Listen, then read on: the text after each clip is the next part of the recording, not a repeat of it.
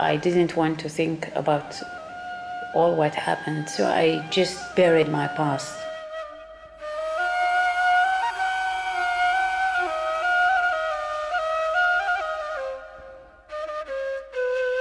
There were 38,000 Jews living in the northern part of Libya at the time. Today, there are none left, Mafdal-Had. The community is totally extinct.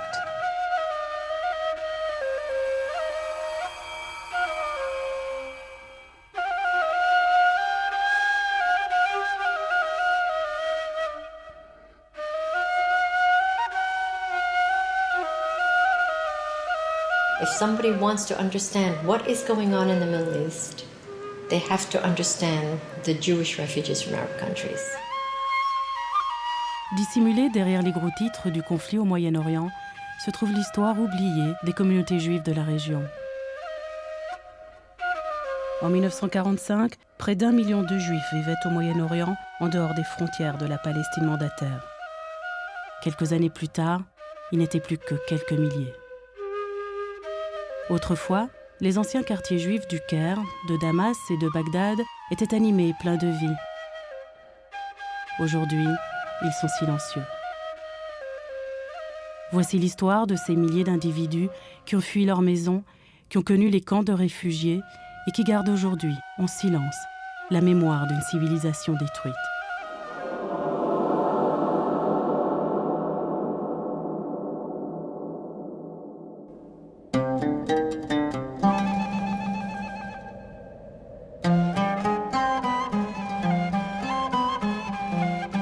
There was a short period in Jewish history where the Jews who were expelled from Palestine by the Babylonia were or had to be exiled to Babylon. So many, some hundreds of thousands of them, nobody knows exactly, had to go there. My family is among the Jews who stayed on that land for the next 2,600 years until around 1950.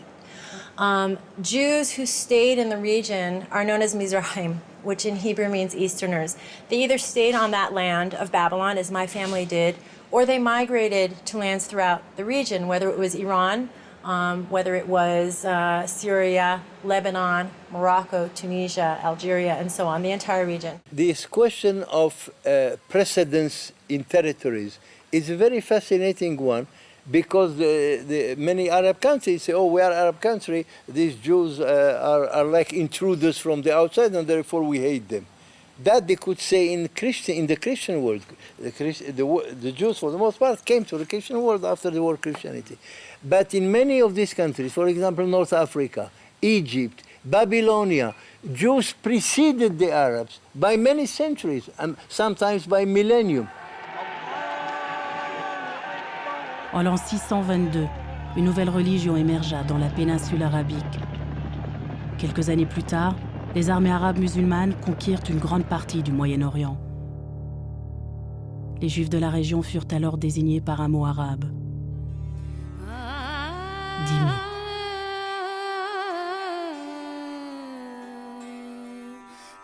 A dhimmi or a dhamma, depending on the pronunciation, is a tolerated people. It's the people of the book, Christians and Jews, people who worship, practice the Bible.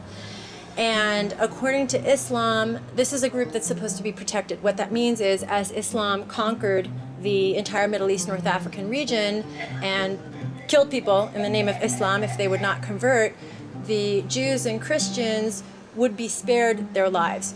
However, they always had to be both physically and metaphorically inferior. For example, a Jew could not ride a horse because then his head would be higher than that of a Muslim. Jews could not build a synagogue higher than a mosque. You see, the dhimma, as I said, is juridical. It's very precise, but it has also economic, political, and social repercussions.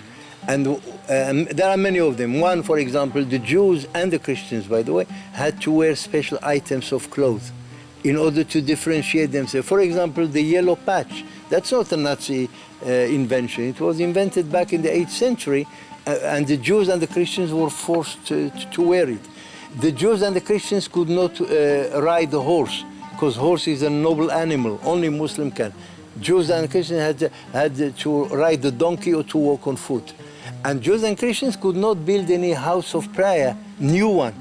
And even if they wanted to refurbish the old ones, they had to have a special permission. And even when they got permission, it could not be higher than the nearest mosque, in order to demonstrate exactly the point that Islam is supreme and nothing can be seen to compete with it.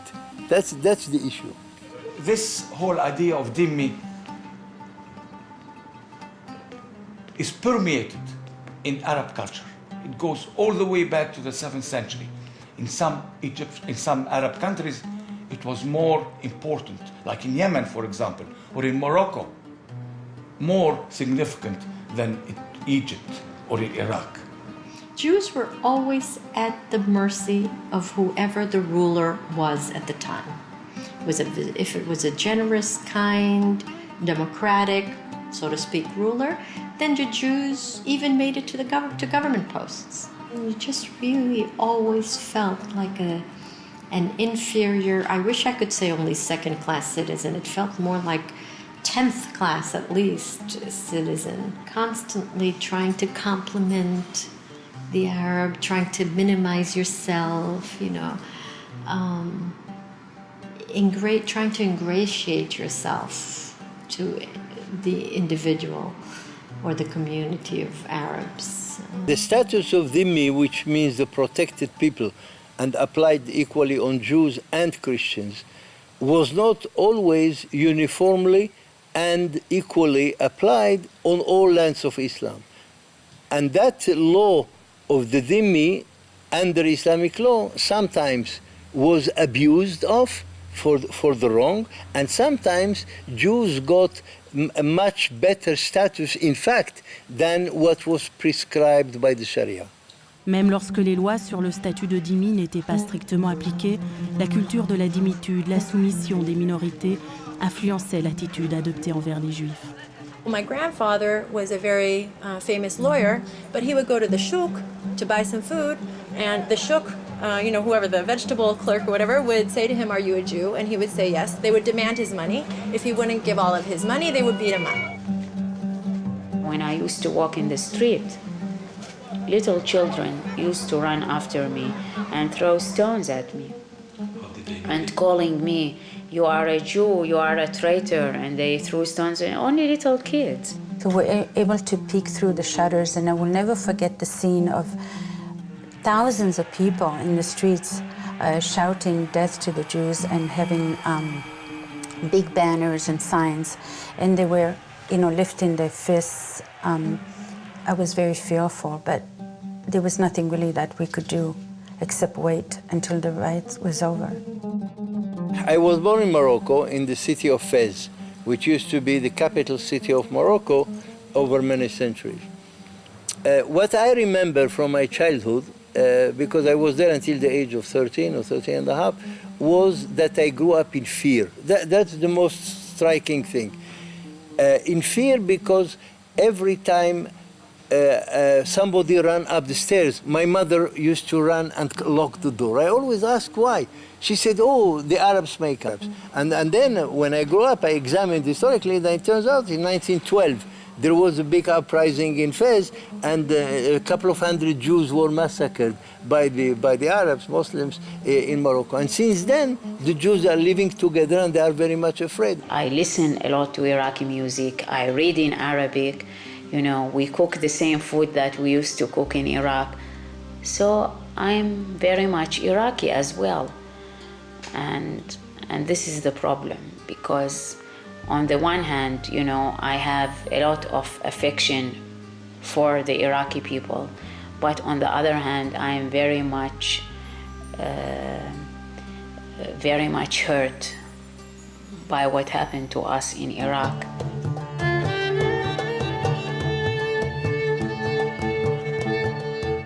Sous les puissances coloniales européennes, les lois sur le statut de dhimmi ont été en grande partie supprimées et beaucoup de Juifs ont prospéré.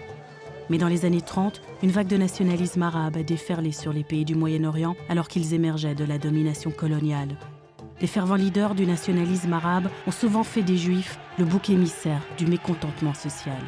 There was a pattern of Arab government, state-sanctioned, indeed state-orchestrated repression, which included intimidation, harassment, beatings, persecution, and even murder. Haji Amin al-Husseini, the Palestinian Mufti, was meeting with the Führer himself, with Hitler, and proposed a final solution to the Jews throughout the Middle East and North Africa.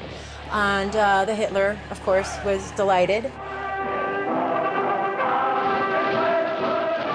En 1940, Haji Amin al-Husseini était le plus grand dirigeant des Arabes palestiniens. Il était aussi à la tête de la plus haute autorité arabe de l'époque, l'organisation politique centrale des Arabes de Palestine. Il a discuté avec Hitler de la mise en place de camps de concentration au Moyen-Orient. In Iraq, in the 1930s, you had the pro-Nazi government, which led to the Farhud in 1941, in which Jews were completely massacred. What happened was that the mobs went rioting through the Jewish ghetto. They would pull babies apart from their limbs till they broke. They would rape women and daughters in front of the families. This wasn't just mobs and demonstrations. This was actual killings of civilians, innocent civilians who were Jewish. And it really created a tremendous fear in the Jewish population, especially for my own parents. My mother had to run through rooftops to escape the mob that was out to kill many of the Jews in her neighborhood.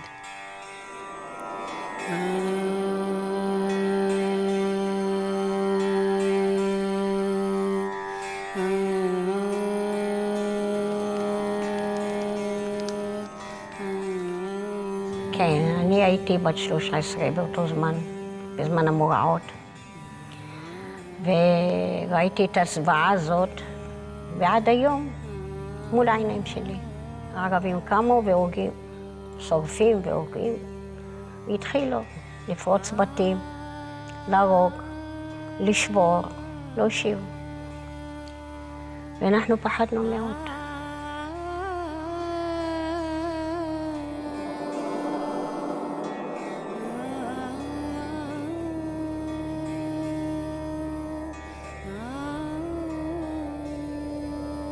راسي ويبرصي حراي راسي برصي حراي عش تفسوتي أربيتو قعد كم ماشين محسلهم زي السيمان تري راتسو لحتوخ يدايم ويترجلايم ويتروش كمو مبا هيم قرزنيم عاشني مسليم ويحشبوش أني ميت.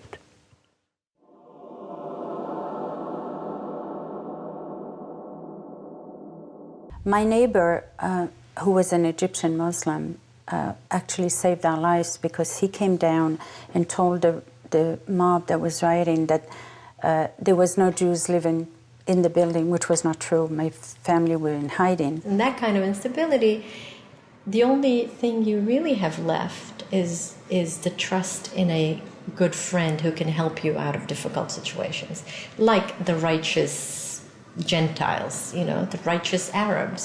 And there were some. You can't let anyone tell you there weren't. There were a lot of Arabs who were very good to the Jews. Certains individus montraient certes de la compassion pour les Juifs, mais les leaders continuaient à inciter à la haine. Les gouvernements arabes exercèrent de nouvelles pressions sur les Juifs, ce qui rendit leurs conditions de vie insupportables. We're talking about Nuremberg-type laws which criminalized being a Jew and characterized Jews as enemies of the state, which stripped Jews of their citizenship, which sequestered or forcibly seized their property and assets. When I witnessed the persecution, the hatred within the school, and within the neighborhood, within the city, within the country of Iraqis, I came into decision, and my mother, my parents also, that country wasn't so our country, and we had to leave.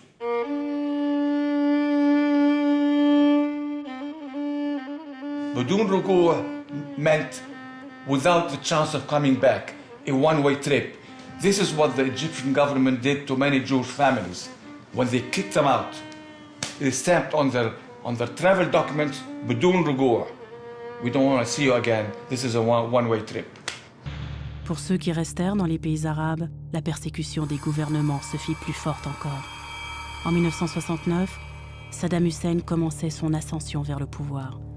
Comme démonstration de sa force, il organisa la pendaison publique de 9 juifs en plein centre de Bagdad. 500 000 personnes assistèrent à la scène.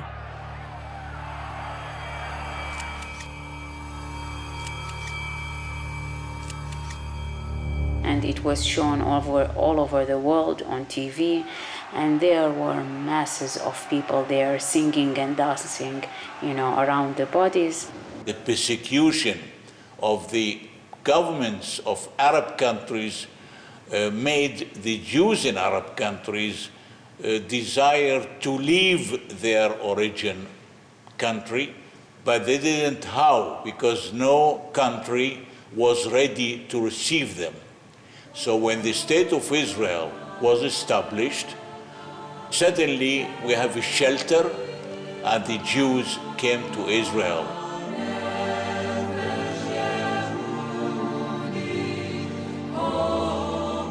When Israel was created, what it did was it unshackled the Jew from being under the rule and the control of Arabs and Islam.